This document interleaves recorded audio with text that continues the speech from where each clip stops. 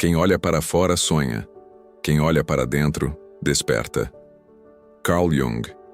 Há momentos na vida em que tudo parece desacelerar de forma estranha. Nada realmente dá errado, mas nada flui. O tempo parece espesso, as decisões perdem sentido e o coração se cala. Você olha ao redor e percebe que continua seguindo, cumprindo obrigações, fazendo o que precisa ser feito. Mas sente, lá no fundo, que algo essencial se perdeu pelo caminho. É como se houvesse um chamado vindo de um lugar silencioso dentro de você. Um chamado que insiste, mesmo que você tente ignorar. Esse é o chamado invisível da alma. Ele se manifesta como uma inquietação que não se explica, como uma tristeza que não tem nome, como uma sensação de estar fora do próprio eixo, mesmo quando tudo parece estar no lugar.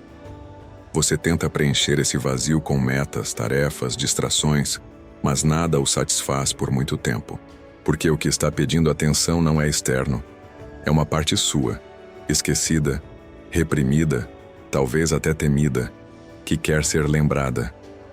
Carl Jung dizia que a sombra é tudo aquilo que não queremos ser, mas que continua existindo dentro de nós.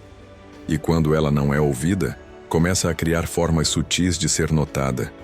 Nos atrasos da vida, nos ciclos que se repetem, nas oportunidades que escapam no último instante. A alma não usa ruído para se comunicar, ela usa sintomas, e cada bloqueio, cada sensação de paralisia, cada vazio inexplicável é uma forma simbólica de dizer: você está afastado da sua própria verdade. O curioso é que esse chamado não chega como uma voz clara.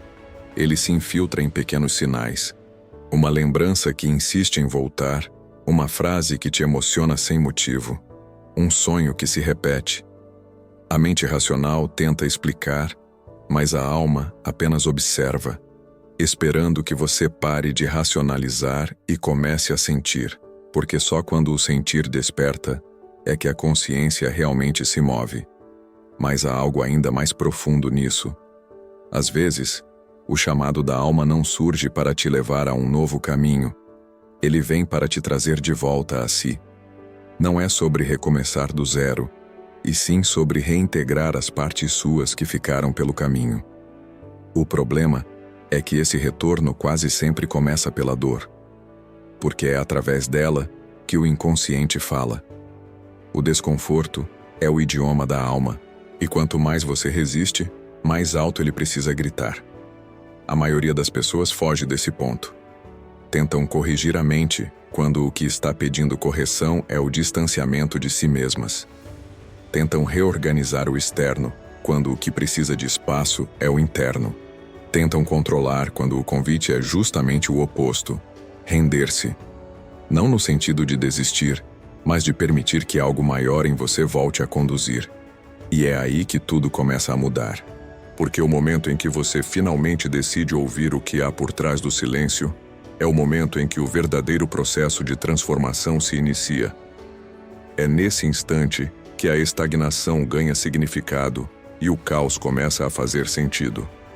Porque cada crise, cada pausa, cada sensação de que nada anda, é na verdade o inconsciente pedindo passagem. A vida não está travada. Ela está esperando que você volte a si. Mas há algo que poucos percebem. Esse chamado não é apenas um aviso. É um limiar. Um ponto de virada que, se acolhido, transforma completamente a forma como você se enxerga. É o começo da reconciliação com a própria sombra, com o que foi negado, com o que a mente tentou esquecer para sobreviver. E quando você atravessa esse limiar, percebe que a vida não estava atrasada. Ela estava apenas te aguardando no exato ponto onde você deixou sua própria verdade.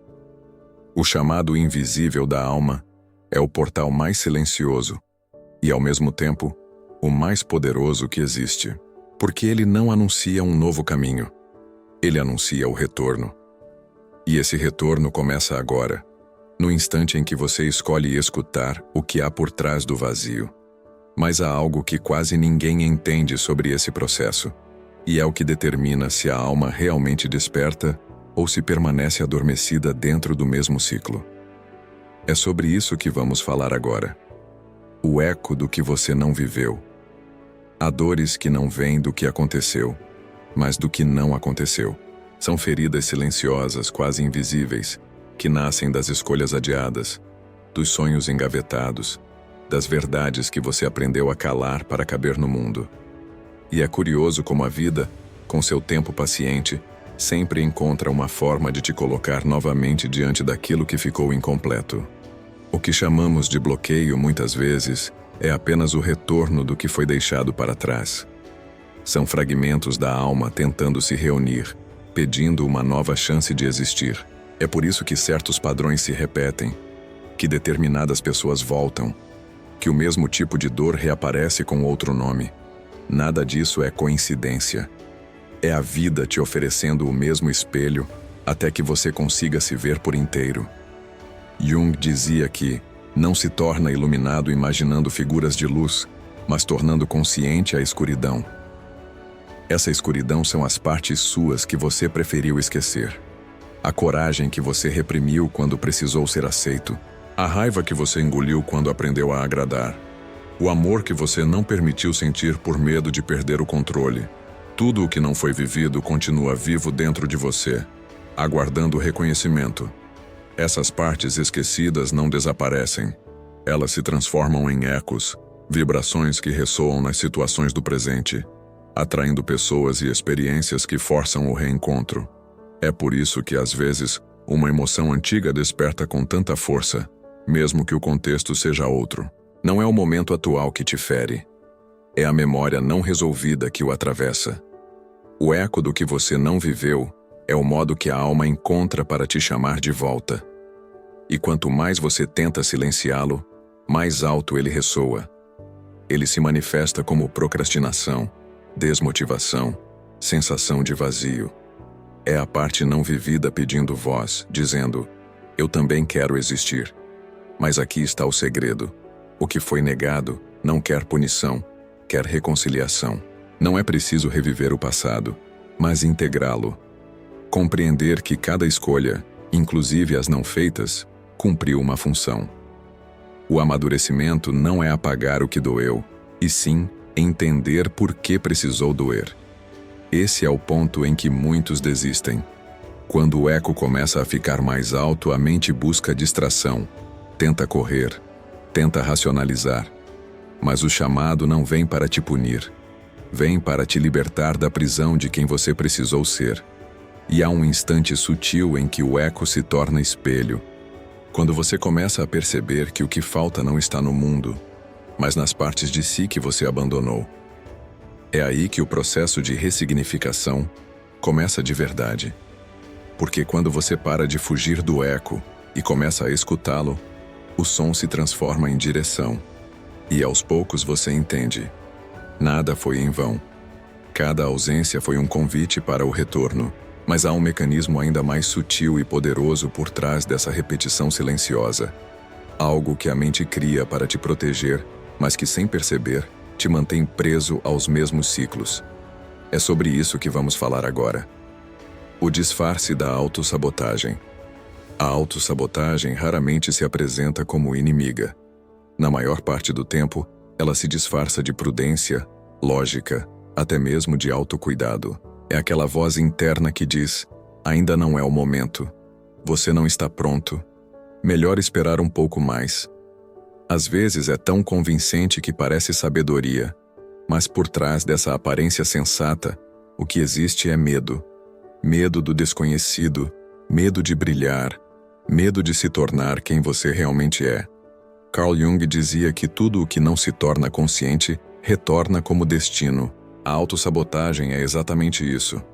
O inconsciente tentando manter o controle da narrativa, repetindo o que é familiar mesmo que doa. É a tentativa da mente de te proteger da dor que ela acredita que você não suportaria, ainda que, ao fazer isso, te impeça de viver. Há uma parte em você que quer mudar, e outra que teme o que a mudança pode revelar. Esse é o conflito central entre o ego e a alma. O ego quer estabilidade. A alma quer expansão. O ego quer segurança. A alma quer verdade. O ego constrói muros. A alma abre portais. E enquanto essas duas forças lutam, você sente que anda em círculos, tentando ir adiante, mas sendo puxado de volta por algo invisível. A autossabotagem é, na essência, um mecanismo de proteção. Ela nasce quando o inconsciente percebe que você está prestes a romper uma barreira emocional que ele ainda não compreende. Então ele cria distrações, atrasos, esquecimentos. Faz você duvidar de si mesmo, procrastinar, buscar perfeição, comparar-se com os outros. É uma forma de manter tudo sob controle, mesmo que o preço seja a própria liberdade. Mas o mais curioso é que esse mecanismo não é um erro. É uma tentativa de equilíbrio. A psique não destrói o que não entende, ela apenas adia.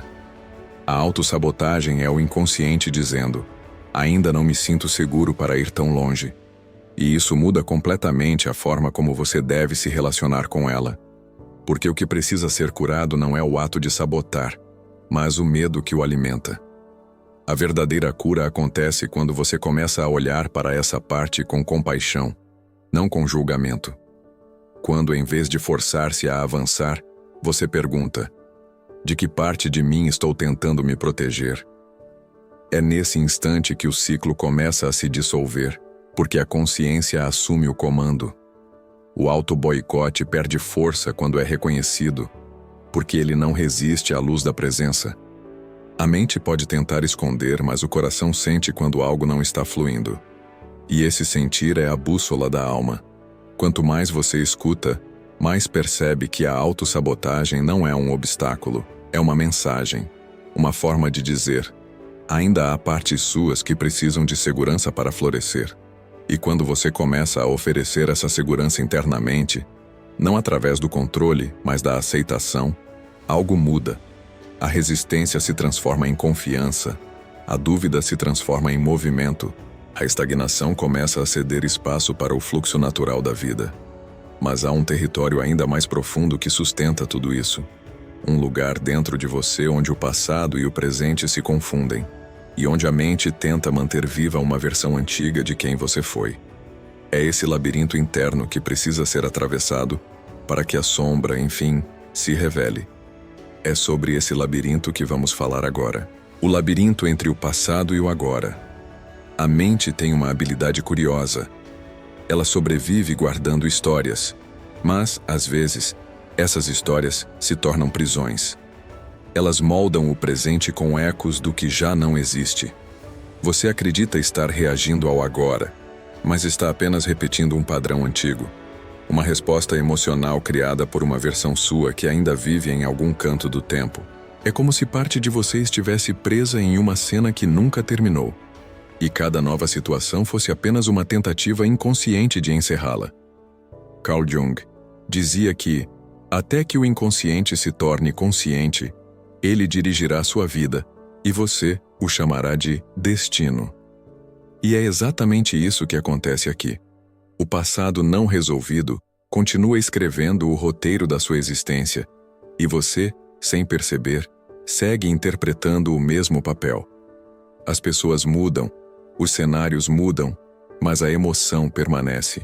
O medo de ser rejeitado, a necessidade de provar valor, o impulso de se calar para manter a paz, todos esses comportamentos são memórias emocionais vestindo máscaras novas. O labirinto entre o passado e o agora é construído com lembranças mal digeridas. Você tenta avançar, mas o inconsciente insiste em mantê-lo dentro das paredes daquilo que conhece. E quanto mais você luta para sair, mais ele te faz girar em círculos. Não por crueldade, mas por lealdade. Porque o inconsciente não distingue o que é bom ou ruim. Ele só entende o que é familiar. E o familiar, mesmo que doloroso, é o que ele chama de segurança. Por isso, muitas vezes, você se sente dividido. Parte de você quer o novo, enquanto outra parte se agarra ao que foi. A vida parece travar nesse ponto intermediário, nem totalmente no passado, nem plenamente no presente. É o limbo onde a alma aguarda que a consciência a resgate. E esse resgate não acontece forçando a saída, mas iluminando o caminho. Para sair do labirinto não basta desejar o futuro, é preciso fazer as pazes com o que ficou. reconhecer as versões suas que tentaram apenas sobreviver, agradecê-las por terem sustentado o que você não podia compreender na época. Cada memória que dói é uma porta. E quando você atravessa essa porta com presença, o passado finalmente encontra descanso. O que poucos entendem é que o labirinto não é um castigo. Ele é um mapa. Cada repetição aponta para um ponto específico da alma que deseja a cura. E enquanto você continuar lutando contra as paredes, vai ignorar as mensagens que estão escritas nelas. Mas há um momento em que o inconsciente começa a mudar de linguagem.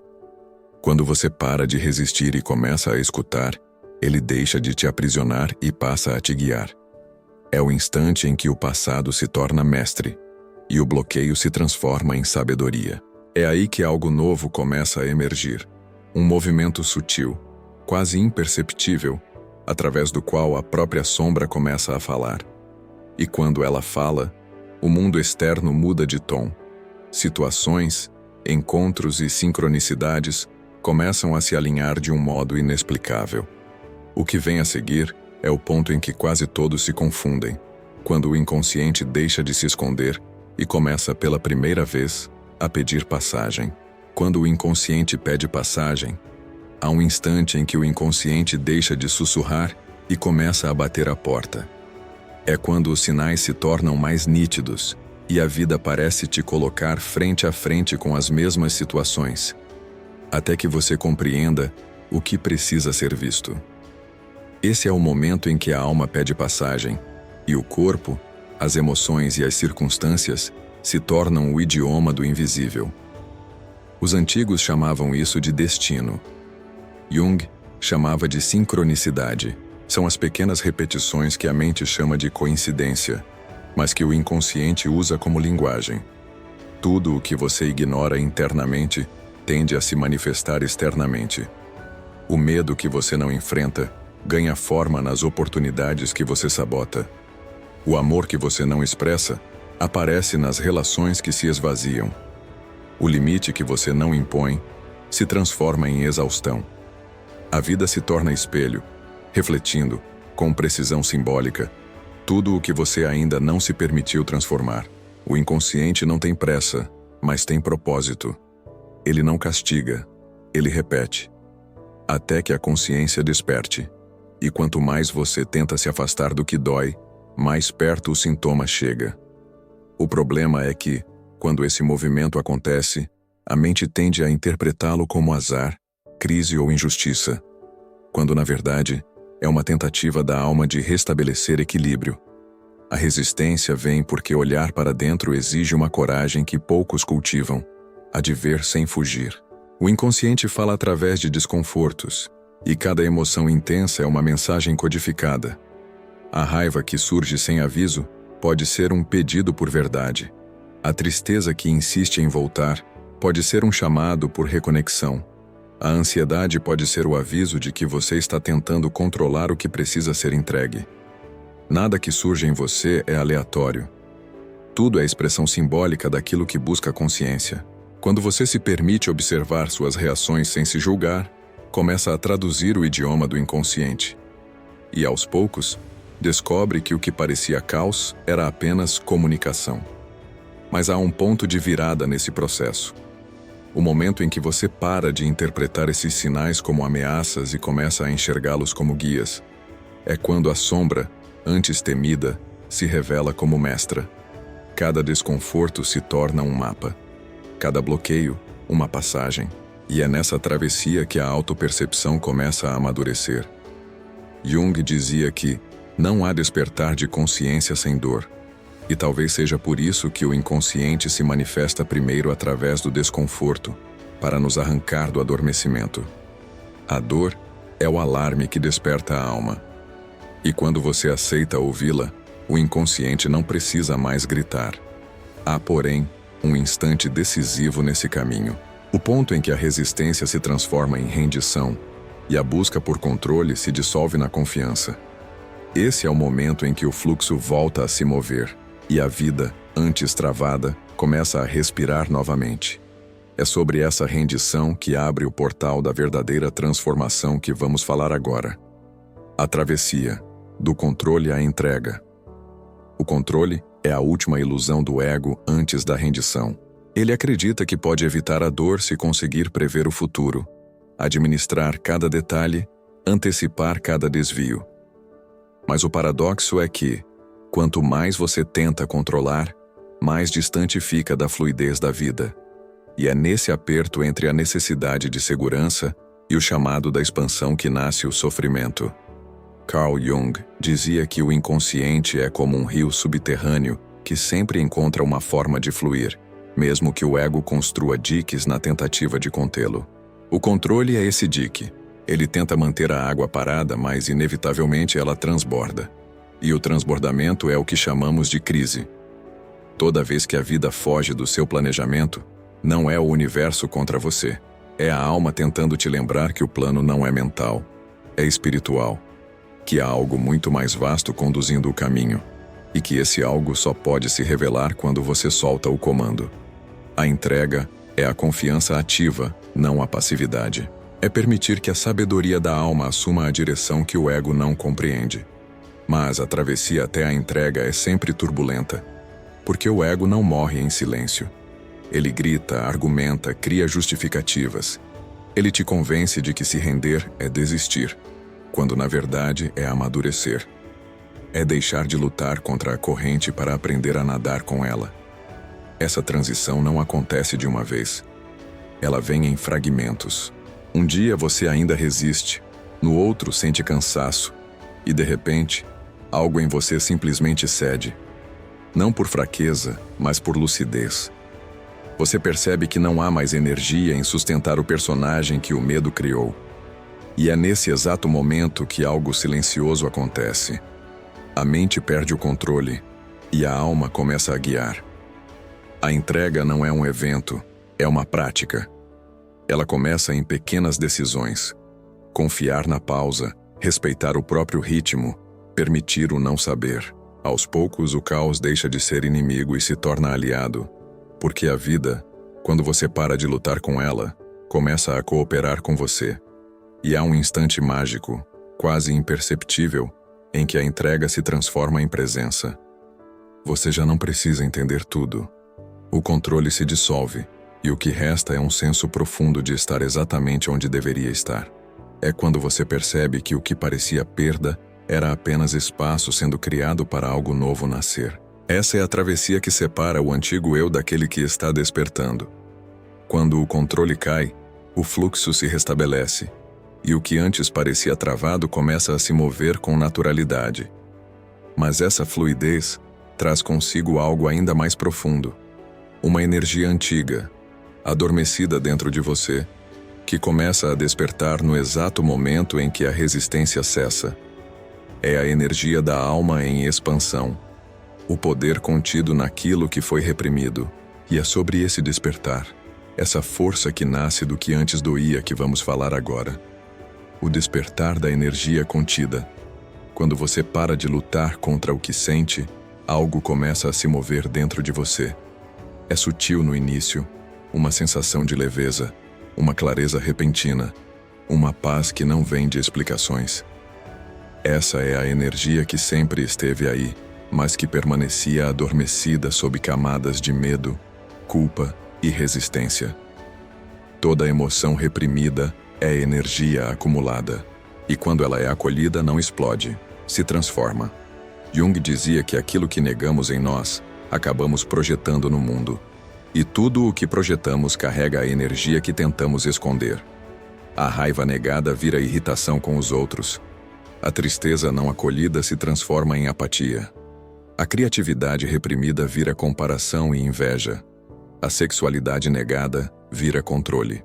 Mas o momento em que você começa a olhar para dentro e reconhecer o que estava escondido, é o mesmo em que toda essa energia volta para o seu centro. Esse é o despertar da energia contida. O retorno do poder pessoal. É quando a dor se reorganiza em força e o vazio se preenche de sentido. Não porque algo novo foi adicionado, mas porque aquilo que estava bloqueado finalmente começou a circular. A energia que antes sustentava o medo, agora se converte em clareza. A mesma força que antes sustentava o controle agora alimenta a ação consciente. Você começa a perceber que o que te prendia nunca foi o peso da sombra, mas a resistência em tocá-la. Quando o toque acontece, o peso se dissolve, a energia flui, o corpo respira, e a vida começa a responder a esse novo estado interior. Sincronicidades surgem, portas se abrem, oportunidades aparecem com leveza.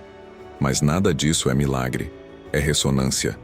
A realidade responde à frequência da consciência. Esse despertar não é grandioso nem dramático, é silencioso. É o momento em que você entende que não precisa se forçar a evoluir, basta deixar de se impedir. Tudo o que você busca já está dentro, mas estava congelado na parte que você não queria ver.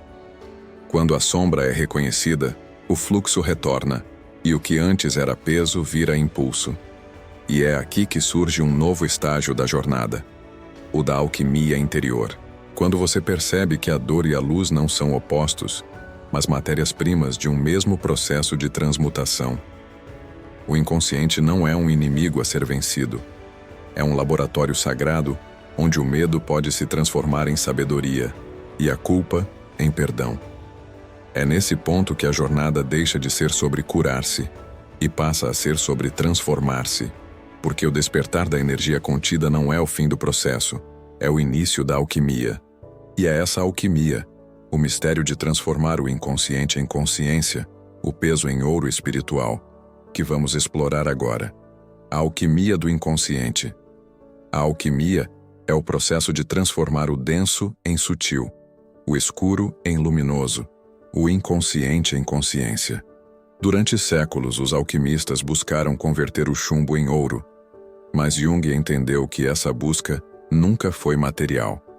Era simbólica. O chumbo representa o peso das emoções reprimidas, das crenças herdadas, das partes negadas da alma. O ouro é o estado da consciência integrada, quando tudo aquilo que foi rejeitado é finalmente compreendido e transmutado em sabedoria. Esse processo não acontece por milagre, mas por presença. Não há transmutação sem contato. Para transformar o chumbo da sombra em ouro de consciência, é preciso atravessar o fogo da verdade. E o fogo é o olhar consciente que não foge do que vê. É o momento em que você encara o próprio reflexo sem máscaras. E ao invés de julgar, reconhece: eu também sou isso. A alquimia interior começa quando você entende que não precisa escolher entre a luz e a sombra. Ambas são expressões da mesma totalidade. A sombra é o solo onde a luz germina. E quanto mais você tenta negar uma parte de si, mais distante fica da inteireza que busca. O verdadeiro ouro espiritual não nasce da pureza, mas da integração. Jung dizia que não há transformação na escuridão sem o calor da consciência. Esse calor é o amor, não o amor romântico, mas a aceitação radical de tudo o que você é. Amar a si mesmo não é apenas se acolher nas partes bonitas, é abraçar as partes desconfortáveis, as que você teme, as que ainda julga. É olhar para o erro e enxergar aprendizado, para a dor e enxergar revelação, para o medo e enxergar movimento. A alquimia acontece no instante em que o medo perde a função e o julgamento perde o sentido. Quando você para de buscar perfeição e começa a buscar presença. Quando entende que ser inteiro é ser humano, com todas as imperfeições que isso implica. É por isso que os antigos alquimistas chamavam o processo de opus magnum, a grande obra. Porque a maior transmutação não é externa, é o trabalho silencioso de transformar consciência em luz. Não se trata de eliminar a escuridão, mas de acendê-la por dentro. Nesse ponto, algo profundo começa a se estabilizar. A mente deixa de ser inimiga, o corpo deixa de ser obstáculo, a sombra deixa de ser ameaça. Você passa a viver em harmonia com as forças que antes te dividiam. A vida deixa de ser campo de batalha e se torna laboratório da alma. Mas quando essa integração acontece, surge uma nova consciência. O estado em que o ego e a alma finalmente deixam de lutar e começam a caminhar juntos. E é esse encontro sagrado, o da mente reconciliada, que vamos atravessar agora. A mente reconciliada. Há um ponto em que o conflito interno se silencia. Não porque tudo foi resolvido, mas porque a guerra perde o sentido. É o momento em que a mente, o ego e a alma deixam de puxar em direções opostas e começam a dançar no mesmo ritmo. A reconciliação não é ausência de sombra, é convivência com ela, lúcida, pacífica, consciente. Durante boa parte da vida, a mente tenta dominar o espírito. Ela acredita que pode controlar a expansão, administrar o mistério, definir o que é certo ou errado sentir. Mas chega um instante em que ela se cansa de tentar entender tudo. E esse cansaço é sagrado. É a mente se rendendo à sabedoria que não se explica, mas que se sente. Quando a mente se reconcilia com a alma, algo muda na vibração. O medo ainda pode surgir, mas já não paralisa. A dúvida ainda aparece, mas já não confunde. As emoções deixam de ser inimigas a corrigir e se tornam sinais a compreender. A vida, que antes parecia um campo de batalha, se torna um espaço de observação. Você começa a perceber que não precisa mais lutar com o que sente. Pode simplesmente sentir. Essa reconciliação traz uma serenidade silenciosa, quase invisível, mas perceptível em cada gesto. É a mente reconhecendo seu verdadeiro papel. Não o de governar, mas o de servir à alma. A mente é o instrumento, não o maestro. E quando ela aceita isso, o ruído interno se transforma em harmonia. Você percebe que já não precisa correr atrás do futuro nem consertar o passado. Que não há mais nada a provar, apenas viver. A aceitação se torna natural. O tempo desacelera, e o instante presente se torna vasto. Tudo o que antes te fragmentava começa a se reunir. Jung dizia que a alma precisa de um destino que a preencha, não de teorias que a expliquem. E é isso que acontece aqui. A mente deixa de buscar explicações e passa a buscar experiência. Você começa a viver a vida em estado de presença, não de análise. A mente se curva diante do mistério e, ao fazer isso, finalmente encontra paz. Nesse estado, o silêncio se torna resposta. A intuição volta a ser bússola. A sombra, antes temida, agora é guia. Você sente que não precisa mais escolher entre razão e emoção, entre espiritualidade e cotidiano, entre dor e alegria. Tudo se entrelaça num mesmo tecido de consciência. E quando essa harmonia interior se estabelece, a alma volta a conduzir. É como se o fluxo da vida, que parecia perdido, se realinhasse ao propósito. Você começa a viver com uma leveza que não depende das circunstâncias, porque ela nasce do entendimento de que tudo, absolutamente tudo, tem um sentido maior. Mas há algo além dessa paz. Uma revelação final que muda para sempre a maneira como você enxerga a si mesmo e o mundo. Compreender que a sombra não era o oposto da luz. Ela era o caminho até ela. E é sobre essa revelação que encerra a jornada, a união entre sombra e luz, medo e amor, consciência e mistério, que vamos falar agora. A sombra é o portal para o seu despertar. No fim de toda busca espiritual, há um silêncio. Não o silêncio da ausência, mas o da compreensão. É o momento em que você percebe que nada do que viveu foi perda ou erro. Tudo foi parte de uma mesma alquimia sagrada, conduzindo você de volta a si. A sombra, que parecia o obstáculo, era o caminho. A dor, que parecia castigo, era a iniciação. O atraso, que parecia punição, era o tempo exato do florescimento. Durante toda a jornada, você acreditou que precisava eliminar o escuro para alcançar a luz.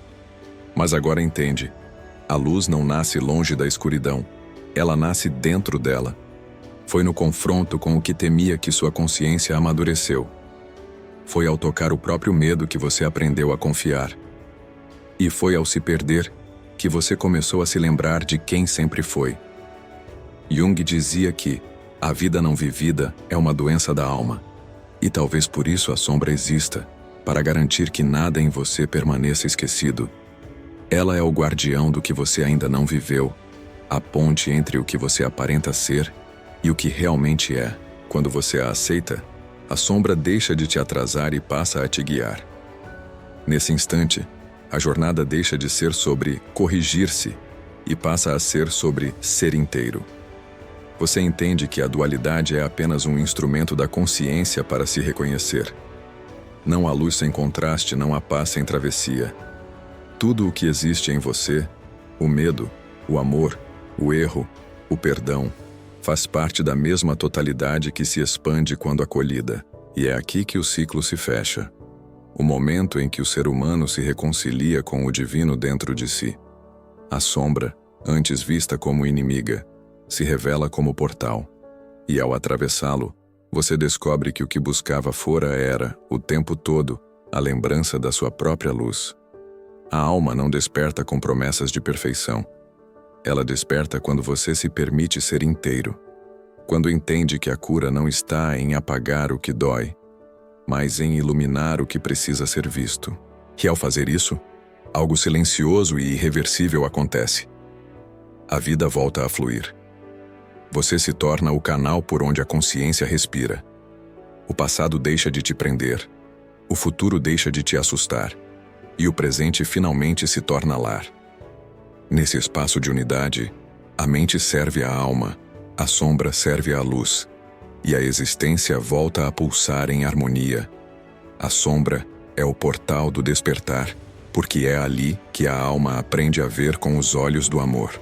E quando você atravessa esse portal, não há mais volta, porque agora você sabe.